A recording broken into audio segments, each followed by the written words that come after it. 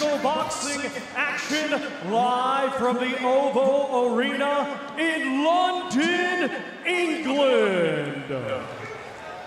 We would first like to thank the Kingdom of Saudi Arabia and the custodian of the two holy mosques, King Salman bin Abdul Aziz Al Saud, His Royal Highness the Crown Prince Mohammed bin Salman, and His Excellency, Chairman of the General Entertainment Authority, GIA, Turki Al-Sheikh, for putting together this spectacular Riyadh season event and its fight week here in London.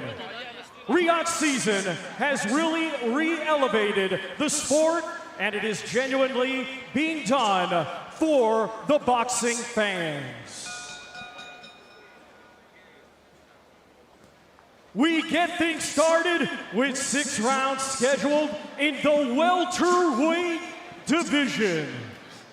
Brought to you by Riyadh Season and the General Entertainment Authority, GIA, with Frank Warren for Queensberry Promotions and Eddie Hearn for Matchroom Boxing. Sponsored by Visit Saudi, Solomon Al Habib Hospital, Saudi Airlines, Red Sea Global, Daria, and Middle Beast. In partnership with Gold Star Promotions and Sella in association with Boxer. It is sanctioned by the British Boxing Board of Control, steward in charge Alan Spelling, timekeeper Nick White.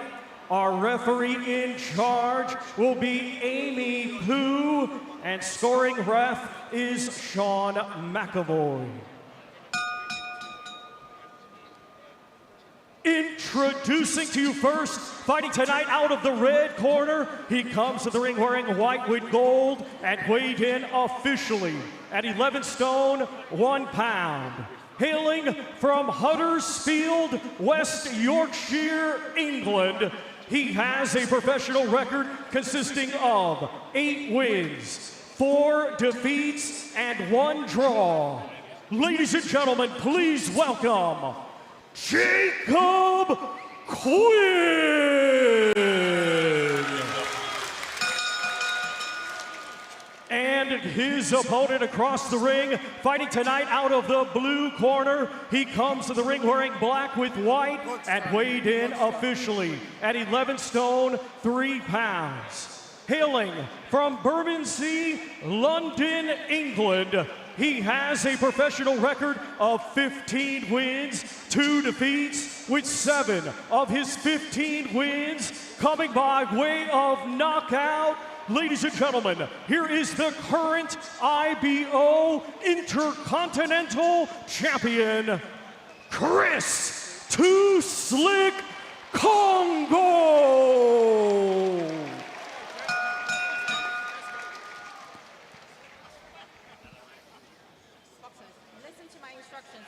Watch your heads, no low blows. When I say break, step back.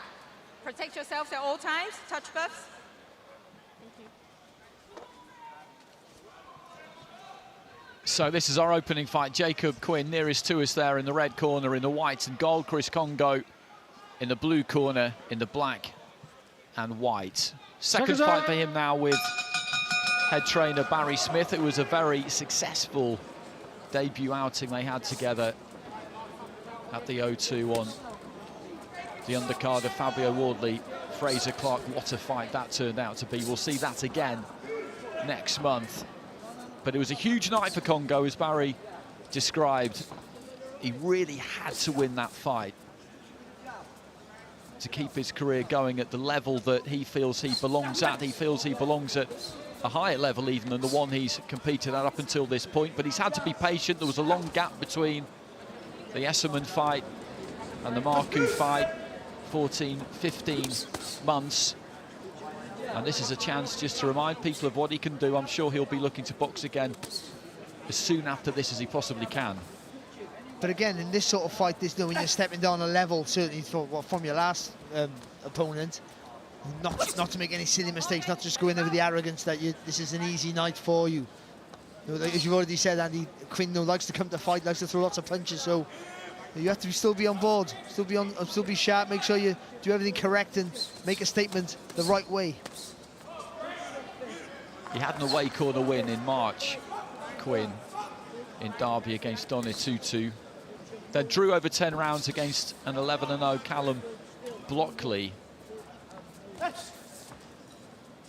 So as we've been saying, he does always come with some ambition. Kongo trying to sink in a straight right hand and then look to curl one in around the back of the guard. It took him sort of a minute and a half, and I think he's got his range here, Kongo. Just see, throw a nice right hand, but the left took you through. He slides out with it. Very difficult to do, but really effective. So you get yourself out of distance, but you still landing with a nice clean shot. Good work there from Kongo. Good angles with that left uppercut.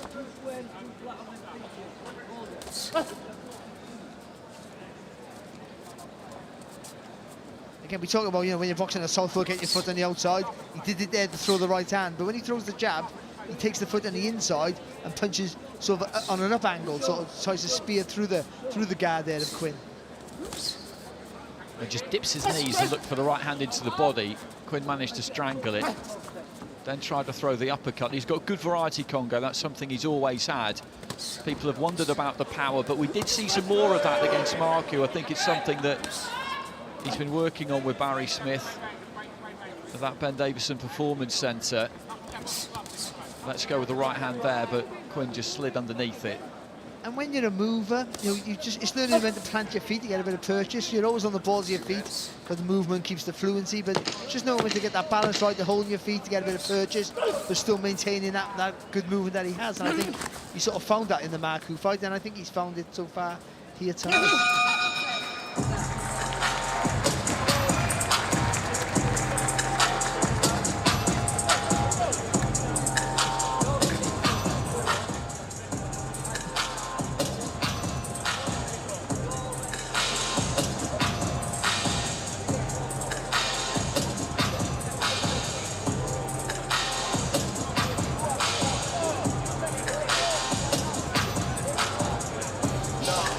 Stable to be a part of, isn't it? There's lots of fighters thriving that he'll see every day, not just Anthony Joshua, but plenty of others boxing under that same roof. But success breeds success, as they say. It certainly does. I say it quite often, you know, a trainer's worth his weight in gold, but ultimately you probably learn more from the fighters around you than you do your trainer, just because you see it without even noticing it. All of a sudden you mimic what you see. That's just human nature. So you do pick up things almost subconsciously at times when you're around good fighters. And we've seen that many times in over history. Calzaghe gyms, you know, the Ingle gym is the perfect example for that. But obviously they had great trainers as well with it. So you need a good base, and they have that with Ben Davison and Barry Smith and the other guys there like Lee Wiley, who were helping out with all the other stuff, and video analysis and stuff I don't understand, Andy. Let's be honest. Kongo just quickly across the ring to Quinn. Latest recruit, Joe Cordina, of course, who's had a blow in the last week or so. That fight against Shakur Stevenson won't be happening on the original date, but they'll be hoping to get that one rescheduled. Kongo just opens out and looks to slap in that right hand almost. And he's taking the centre of the ring here, hasn't he, Kongo? Looking to be a little bit more forceful, maybe. And sometimes you get that when you're the guy with the experience, and you should think, you know, I need to sort of bully the guy here now, you know, tell him I'm the boss, I'm the level above. Just got to be careful, because Quinn has got a fast little right hook sometimes when he leans back.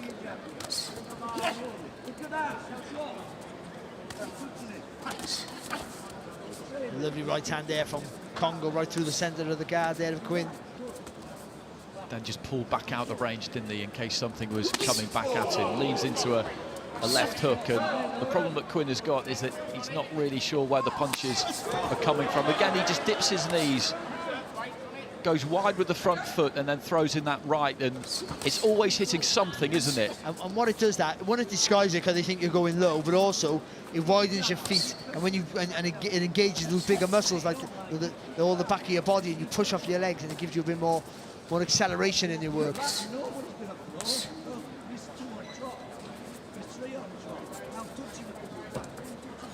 Plenty of feints here as well from Kongo, just not allowing Quinn to set himself. He fainted his way off the ropes there, basically, didn't he? Because Quinn had backed him up and got himself into actually quite a good position, but did manage to get off because he bought the feint. Caught him with a backhand there, Kongo. A little bit sneaky. It's a lovely jab though, isn't it? Especially against a southpaw. It's good work. Just a little bit sharp, too sharp, isn't he, for Quinn?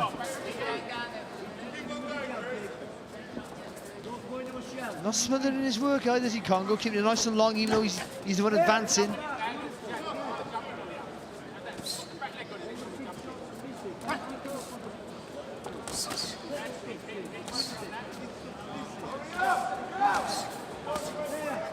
It's a decent-looking jab there from Quinn. Assuming the rest of this fight goes according to plan for Kongo, it will be really interesting to see who they manage to get for him next, because when he boxed McKinson, and you cover that card, it was like the two vice presidents or joint presidents of the Who Needs Him club, wasn't it, going up against each other. And you just wonder whether he maybe is still slightly in that bracket, and that without a title, people aren't really going to fancy it.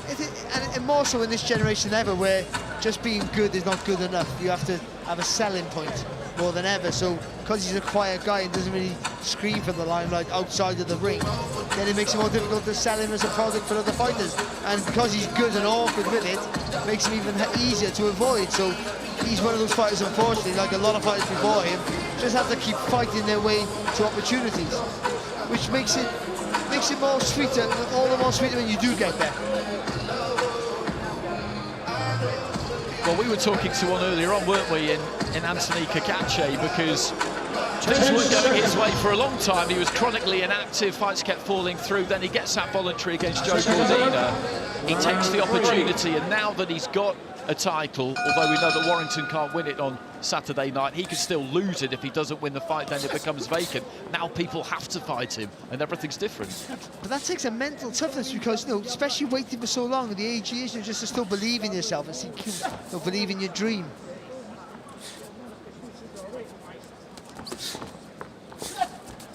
It's good feed there from Kongo, backing up, but not too far away that he can't throw back.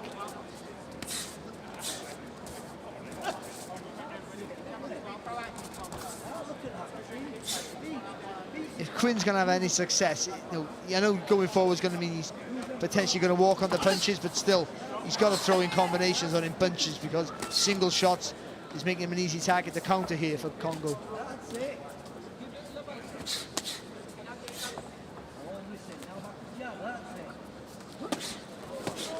Left hook nearly got through clean there, didn't it? The disguise was lovely, wasn't it, the way he dipped to the right, looking like he was going to throw a right hand, rolled, and then came back with it.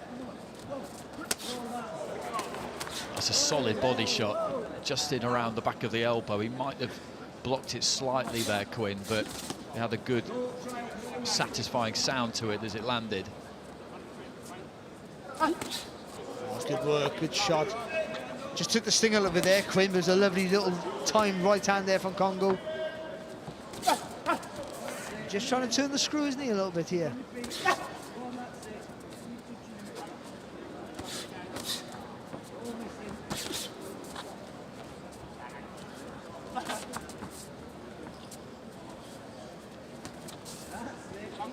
He's landing that jab every now and again, Quinn, which is just serving to keep Kongo off him, but not for too long. Well, he just needs to believe in himself. When good shot there from Quinn. But when he lands with the jab, he got to punch off it, believe in himself, and commit.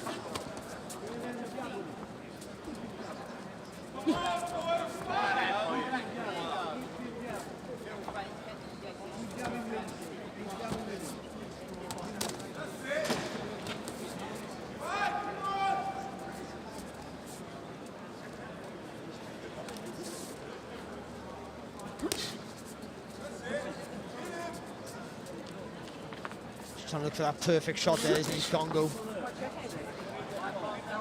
He's been a bit more sparing this round, hasn't he? He hasn't thrown as much, but as you say, he's looked to land solidly whenever he is throwing.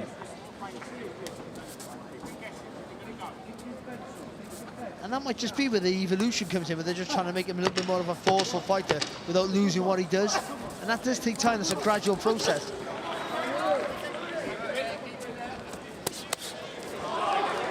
Just a little bit slapping with those body shots, but good work there from Kongo in that round. So at the halfway stage of this one, scheduled for 6 after this, Adam Hamed. And then we'll have Cameron Vuong up against Joe Underwood-Hughes midway through the week. Always good to see some boxing, and a good crowd in here too. It's been a good start to the week, hasn't it? We had the kind of sit-down media day on Monday, then the grand arrivals last night at Leicester Square in the cool open air. It was good fun, wasn't it? And then this again tonight. And what's been good too is that there's been a good pace to it all. It's all moved nice and quick. People have come for a chat, but nothing's been too dragged out. That's good for us, and it's good for the fighters as well. And it's all in the afternoon, evening, so people can come along as well. People who finish work and come and have a look, and it's been fantastic. Round 4.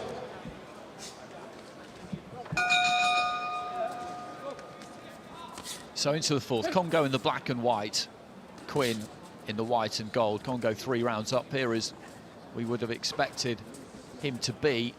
Just a question really now of whether he can up the tempo, turn that screw in the second half and maybe try and force a stoppage here. He's only been stopped once in 4 defeats, Quinn, and he certainly knows what he's about as he slips a jab there just on the borderline of range. And he is always looking to try and get something done. At no stage is he just tucked up and tried to hang in there. No, he's just boxing at the wrong range for him, right on the end of Kongo's shots. But it's Kongo's feet. When he does try and advance, Kongo takes he takes a step with the back foot and slides the front foot away, which means he doesn't go too far out of distance, but enough to make you miss. And because he has the reach, he can always fire back with a decent counter. There was a good left hand into the body from Kongo about 20 seconds or so ago. Still campaigning at welterweight. He's managed to hold that weight for a good while now. He is a big welterweight. He's tall. And there does seem to be a more solid look to him these days. Maybe that's just my imagination, but seeing him up close here, he's not quite as spidery as he once was. He's boxing well. He's taking his time. He's not taking any silly chances, of course. You know, I mean, he could probably turn the screw a little bit more, I think, maybe, but there's a risk attached to that, and he's not that sort of fighter, but he's trying to be more assertive, and that's a good sign. He has an opportunity to let his hands go in combination a little bit more here, Kongo. Don't invite Quinn to have some success.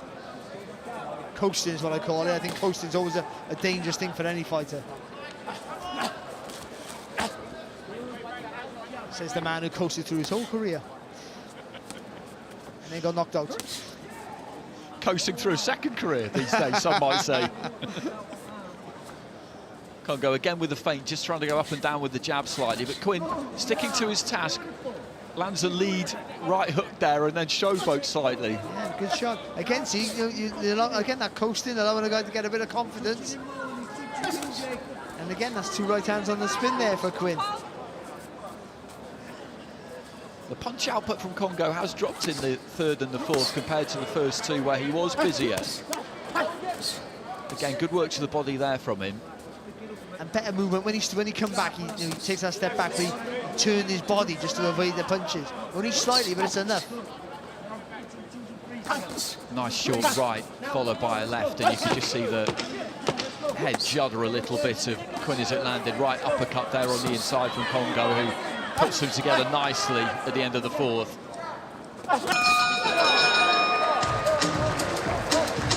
But then Quinn finishes with a smart left hand. He's making a decent fist of it here, the fighter in the red corner. He's just a few feet above us, away to our right-hand side. We did expect him to do that, but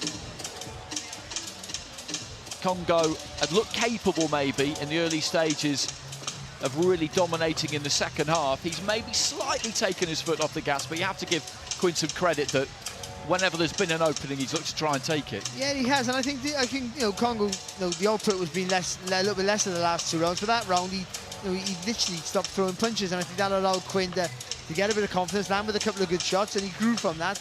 I do think right at the end of the round there, Kongo just make I'll get back into this, and that's a good sign. I'll show in the corner, they'll be saying, listen, don't mess around, get back to business, plenty of shots, think about your work, but keep the pressure on. Seconds out. He's a good amateur, Kongo. Spent time on the GB, set up on the development squad, lost to Josh Kelly in an ABA final. The first big card I saw him on was Dillian White, Lucas Brown, which would have been back in 2018. He was the float fight, something we don't seem to really have anymore. And due to some stoppages, he got a really, really good slot, and it was the perfect opportunity to provide an explosive, eye-catching performance. He was just slightly unfortunate with his opponent because he was in with Sergio Mbomo, who at the time was a rock-solid, very capable fighter. And he wasn't the kind of person to go after that explosive stoppage against. That would have been exactly the way in which that could have gone wrong. So he did the right thing, which was box nicely and tidily and safely for 6 rounds and get the win. But of course, in terms of the watching audience, that wasn't really what they wanted to see. Yeah, but and ultimately, you've got to try and be a more fan-friendly style, but don't forget what made you what you are originally. You box to your strengths. You fight or box to your strengths. Now that's better though from Kongo. He's been more assertive in this round again. Solid left hand into the body and then just took the left hook upstairs.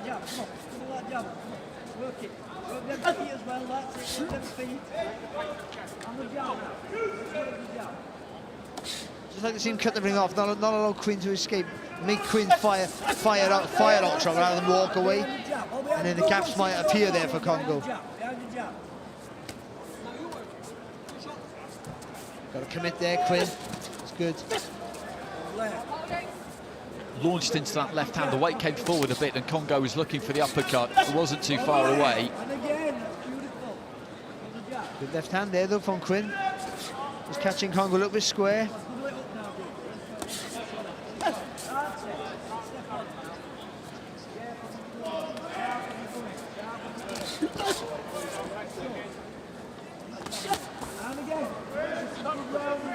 Into the final minute of round 5. It's been a decent watch this.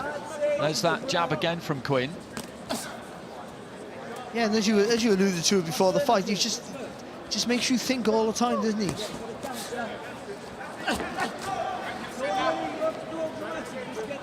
Just doesn't let you get a real foothold on the fight. Just does enough to fire back.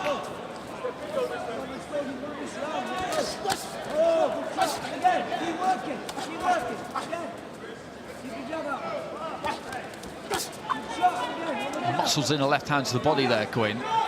He's having a decent round here. I'm not saying he's done enough to win it, but a decent enough round. Good solid right hand there from Kongo. And if you're Kongo, if you're his training team, this is good. This is what you want, because this is supposed to be a tune-up for something bigger that they hope will be around the corner. And having this kind of fight where somebody is coming at you and basically doing their best to win as many rounds as they can to win the fight is more worthwhile than someone who just tucks up for 6 rounds. And also for his profile, it's a more watchable fight, which you want to be a more watchable fighter. That's the whole point of it, isn't it? I thought Quinn was having a good round, but I think that right hand right at the end of the round, there it is there, I think he felt that there, Quinn. I'm not sure Kongo realised what there was a bit of damage done there, and he maybe could have and should have just stepped on the gas a little bit. There, now he needs a flurry or look for a big shot again. Either way, he needs to let his hands go. And it's just to get out of that mindset of what you used to being a safety first, a reactive fighter. You know, you've got to change that mindset. It's a very difficult thing. They'll tell him in the corner, but you see in every round he reverts back to type. But again, like I said, that's a long process to change that in the right way. So 6th and final round. Touch of gloves between these two.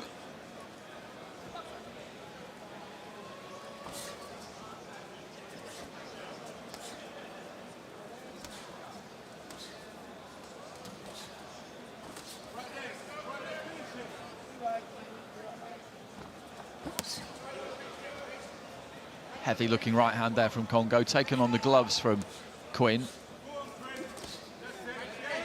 Just like they're throwing combinations.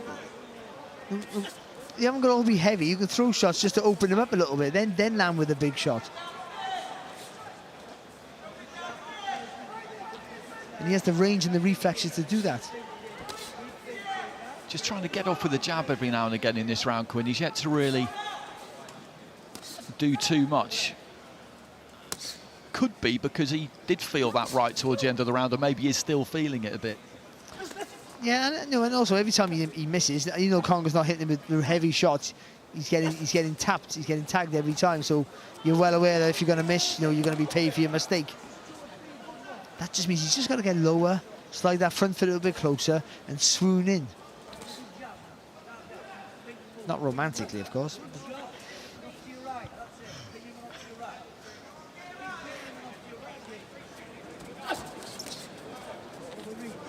Good combination there from Kongo on the counter. Well timed, but just slightly short. Midway through the final round.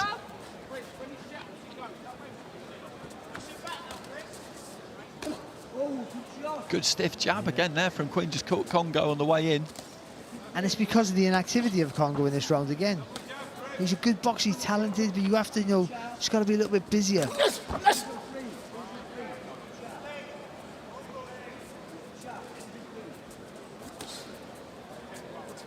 I'm not saying, you know, bite down on the gum shield and you know, just go for it, but be more assertive. You have the ability and the range to do that, and you've shown that in the fight already.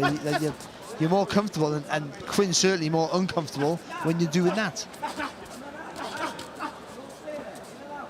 Just sinks into the ropes there, Kongo, and throws a left hand which caught Quinn as he was coming forward, but Quinn looking to try and get something done here. Got through with the uppercut there, I think. Lead right hand there, Quinn. A good bit of work there from Quinn. And again, loaded up with that right hand. Left hand, sorry, from the southpaw stance.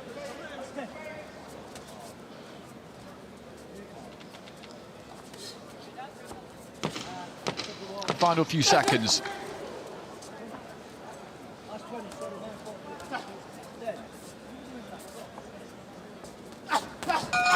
Looking for that counter right hand at the very end there. Kongo didn't quite land it, but that was a good fight. Decent 6 rounds between those two. Quinn has put plenty into that. He did have pockets of success. It'll be interesting to see if the referee feels he did enough to win any of those 6 rounds.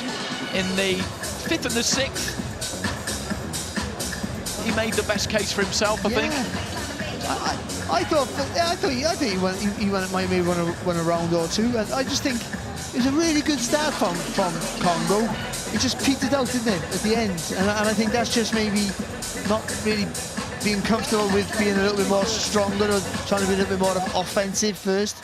And I just think he struggled a little bit with that. But it was a good fight to watch, actually, I thought, and a decent performance for Kongo, and good to get out. That's the most important. Good to get out, and obviously good to get out. It's ready for the next and hopefully a bigger fight.